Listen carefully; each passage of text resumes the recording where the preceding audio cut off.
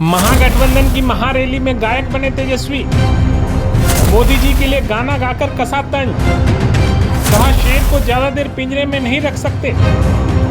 दिल्ली के रामलीला मैदान में आयोजित इंडिया गठबंधन की लोकतंत्र बचाओ महारैली में बिहार के पूर्व उप मुख्यमंत्री तेजस्वी यादव ने हुंकार भरते हुए मोदी सरकार पर जमकर निशाना साधा।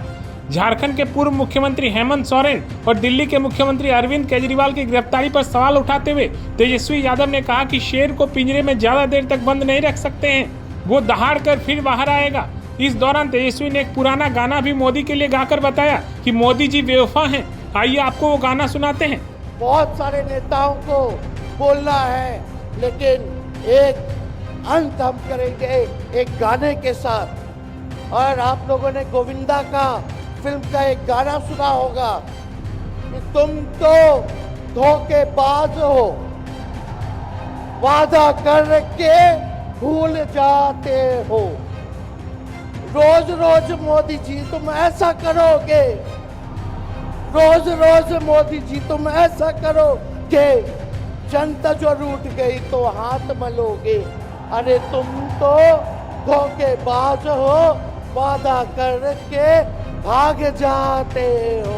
महारैली को संबोधित करते हुए राजद नेता तेजस्वी यादव ने पीएम मोदी पर हमला बोलते हुए कहा कि प्रधानमंत्री की रैली वैसी ही है जैसे चाइनीज माल, ज्यादा दिन तक असर नहीं होता है। उन्होंने कहा कि रामलीला मैदान की भीड़ बता रही है कि मोदी जिस आंधी से आए थे उसी तूफान की तरह चले जाएंगे। उन्होंने कहा कि इस देश की जनता मालिक है और आपको तय करना है कि देश के शासन में कौन काम करेगा। बिहार के पूर्व उप मुख्यमंत्री तेजस्वी यादव ने ईवीएम पर भी सवाल उठाते हुए कहा कि बीजेपी के लोग नारा लगा रहे हैं अब की बार 400 पार, उनका मुंह है, वो कुछ भी बोलेंगे, वो टारगेट फिक्स कर रहे हैं। ऐसा लगता है कि उनकी पहले से ही ईवीएम में सेटिंग हो चुकी है। प्रधानमंत्री मोदी पर हमला करते हुए तेजस्वी यादव ने कहा कि देश में अघोषित इमरजेंसी लागू हो चुकी है, केंद्र सरकार ने सब कुछ का निजीकरण कर दिया है, किसान के साथ साथ युवा भी परेशान है, लेकिन पीएम मोदी को किसानों से मिलने का समय नहीं है। देश में सबसे ज्यादा बेरोजगारी है, महंगाई है, गरीबी है, लेकिन प्रधानमंत्री को इन सब पर कोई ध्यान नहीं है। बिहार में जब हमारी सरकार थी तब हमने 17 महीने में 5 लाख नौकरी युवाओं को दिया था। दिल्ली के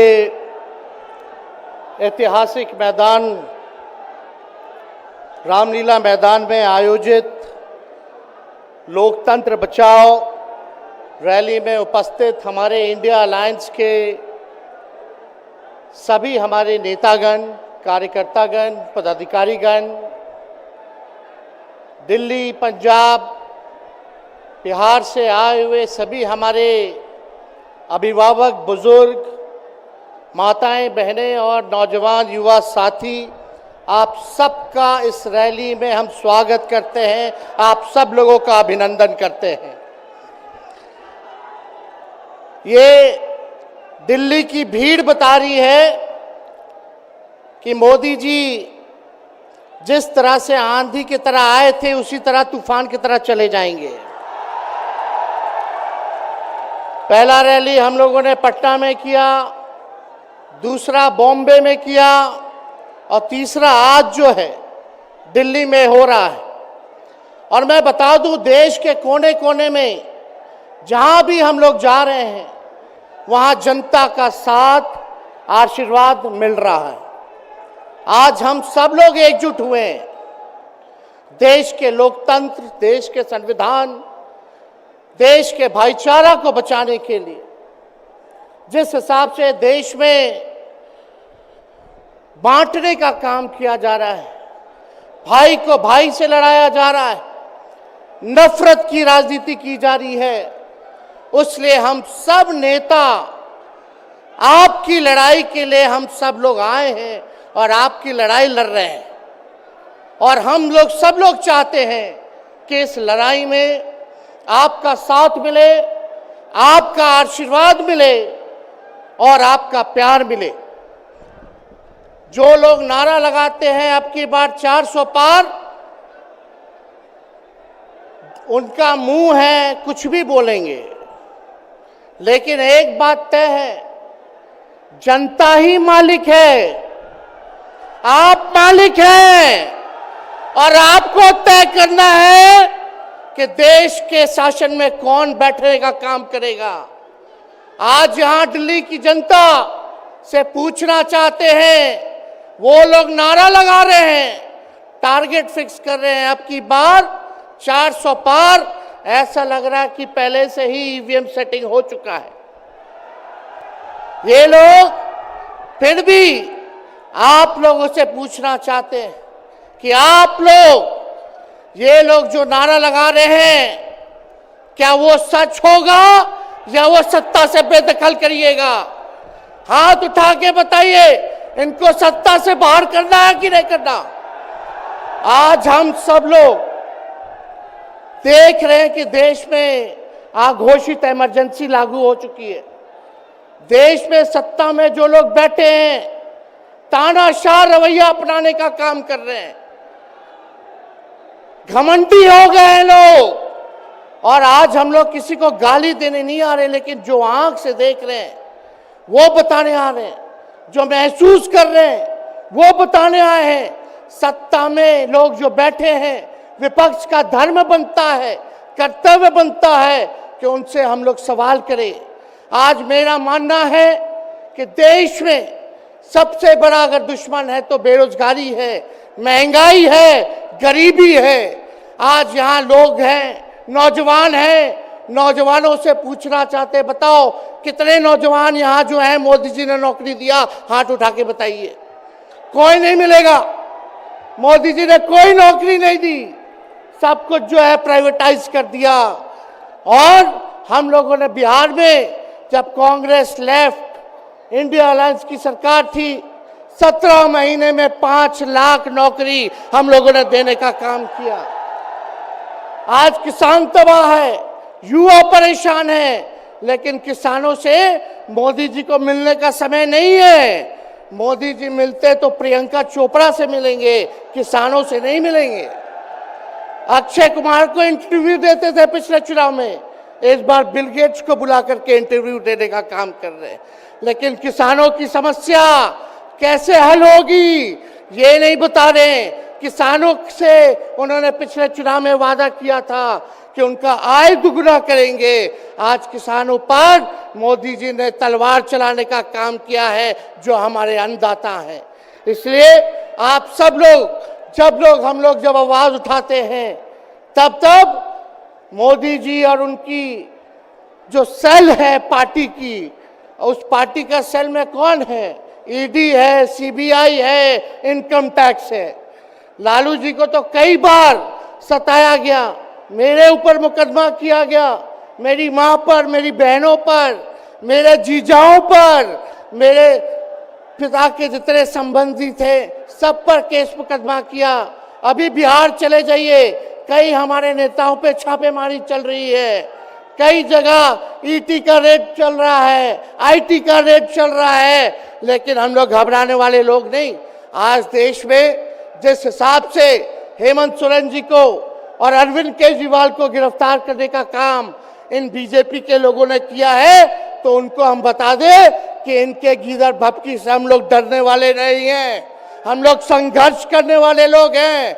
और पिंजरे में तो शेर ही को कैद किया जाता है, सब लोग शेर हैं। आप लोगों ने ताकत दिया है, आपकी लड़ाई हम लोग लड़ रहे हैं। कंस राज आप लोगों ने देखा होगा, जब जब कंस को किसी से तकलीफ होती थी, डर लगता था, तब जेल में लोगों को बंद कर दिया जाता था। लेकिन जेल जाने से यहाँ कोई डरने वाला नहीं है। कितने लोगों को जेल भेजोगे? लेकिन जब जनता जब जवाब देगी, जब वोट का चोट दीजिएगा, तो मोदी जी हाथ मलने का काम करेंगे, सत्ता से बेदखल हो जाएंगे। इसलिए ये अपनी ताकत को पहचानिएगा। सब लोग चुनाव के समय आप सब लोग पोल कीजिएगा, वोट दीजिएगा, लोगों को भी वोट दिलाने का काम कीजिएगा। बीजेपी के लोग झूठ बोलने वाले लोग हैं। ये लोग यूरिया को भी चीनी बना देते हैं, ये लोग गोबर को भी हलवा दे करके परोस देते हैं, ये लोग आंख फोड़ करके चश्मा दे देंगे और फिर बोलेंगे देखो हमने चश्मा दिया। ये झूठी पार्टी है, इसलिए इन पे विश्वास मत कीजिएगा। मोदी जी कहते हैं कि उनका गारंटी मजबूत गारंटी है, गारंटी की बात करते हैं। हम बोलते हैं मोदी जी की गारंटी वैसे ही गारंटी है जैसे चाइनीज माल होता है। 2-4 बार इस्तेमाल करोगे और वो गारंटी जो है खत्म हो जाता है, टूट जाता है, खराब हो जाता है। तो जब तक चुनाव है तब तक ही मोदी जी की गारंटी है, बाकी कुछ नहीं। 2 करोड़ रोजगार का क्या हुआ, 15-15 लाख रुपए का क्या हुआ, ये जवाब नहीं देने वाले, लेकिन हमेशा जो है प्रोपेगेंडा चलाने का काम करते हैं और लोगों को भटकाने का काम करते हैं। इसलिए आप सब लोगों को सावधान रहना पड़ेगा। इनके झूठ पे आप लोग विश्वास मत कीजिएगा। और हम सब लोगों ने आज तस्वीर देखा। आज तस्वीर क्या देखा कि आज महामहिम राष्ट्रपति जी आडवाणी जी को भारत रत्न देकर के सम्मानित कर रही थी। मोदी जी आडवाणी जी के बगल में बैठे हुए हैं, राष्ट्रपति खड़ा होकर के सम्मानित कर रहे हैं, लेकिन मोदी जी खड़ा भी नहीं हुए राष्ट्रपति के सम्मान में, खड़ा भी नहीं हुए। इससे पहले भी हम लोगों ने तस्वीर देखी कि राष्ट्रपति पीछे पीछे चल रही हैं, मोदी जी आगे आगे चल रहे हैं। ये हम आप सब लोगों को बताना चाहते हैं कि इनका संविधान पे कोई विश्वास नहीं है। ये लोग नागपुरिया कानून को लागू करना चाहते हैं, आरएसएस के एजेंडे को लागू करना चाहते हैं। इसलिए ज्यादा कुछ ना कहते हुए एक आंकड़ा हम जरूर बताना चाहेंगे। देश में इंटरनेशनल लेबर ऑर्गेनाइजेशन ने सर्वे किया है, उसमें आंकड़े हैं कि आज देश में बेरोजगारों में से 83% युवा हैं। पढ़े लिखे युवाओं में बेरोजगारी लगभग 65% है। ग्रामीण क्षेत्रों में सिर्फ 17.5% युवाओं के पास ही काम है। यानी भारत की आत्मा गांव में 82% युवा आज बेरोजगार हैं और मोदी जी इसके बारे में कोई काम नहीं किया। आप एक बार विश्वास कीजिएगा, अगर इंडिया सरकार की अलायंस की सरकार बनती है तो नौजवानों को हम लोग नौकरी देने का काम करेंगे, बेरोजगारी को दूर करेंगे। और जाते जाते बहुत सारे नेताओं को बोलना है, लेकिन एक अंत हम करेंगे एक गाने के साथ। और आप लोगों ने गोविंदा का फिल्म का एक गाना सुना होगा कि तुम तो धोखेबाज हो, वादा करके भूल जाते हो।